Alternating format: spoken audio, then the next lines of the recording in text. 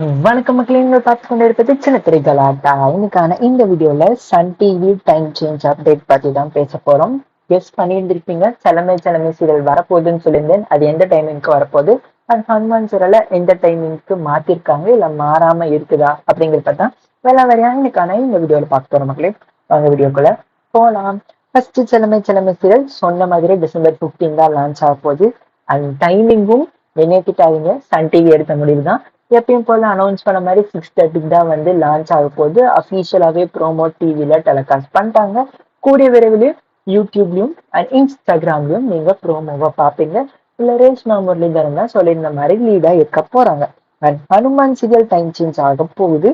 அது எந்த டைமிங் சொல்லி பார்த்துட்டீங்கன்னா, டாப்பு குக்கு டூப்பு குக்கு டெலிகாஸ்ட் ஆகுது இல்லையா, 2 to 3 அந்த டைமிங் தான் டெலிகாஸ்ட் ஆக போகுதுன்னு சொல்றாங்க. பட் ஹனுமான் சீரியலோட டைமிங் அஃபீஷியலா வந்து தெரியல. பட் செலமே செலமே சீரியல் கன்ஃபார்ம் ஆயிடுச்சு. 6:30 தான் மண்டே டு சாட்டர்டே. ஹனுமான் வந்து 21st இருந்து வரப்போகுது. 1 hour சண்டே மட்டும் டெலிகாஸ்ட் ஆக போகுதுன்னு சொல்றாங்க. ஹனுமான் வந்து நல்லாவே ரேட்டிங் வந்து வாங்குது. 6:30ல 7க்கு மேல எல்லாம் சூப்பரா வந்து ரேட்டிங் வாங்கியிருக்கு. இருந்தாலும் சன் டிவி இந்த டெசிஷன் எடுத்ததுக்கு என்ன காரணம் சொல்லி தெரியல. மேபி வந்து ப்ரொடக்ஷன் ஹவுஸ்ல இருந்து ப்ரெஷர் போட்டுருக்காங்களா, இல்ல வேற என்ன ரீசன் சொல்லி தெரியல.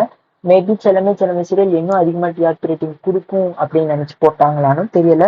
எனக்கு தெரியுது ஹனுமான் சீரியல் ஃபேன்ஸ் எல்லாம் கொந்தளிச்சுக்கிட்டு இருப்பீங்க, நல்லா வந்து சன் டிவி எடுத்துட்டு போறீங்கன்னு சொல்லி.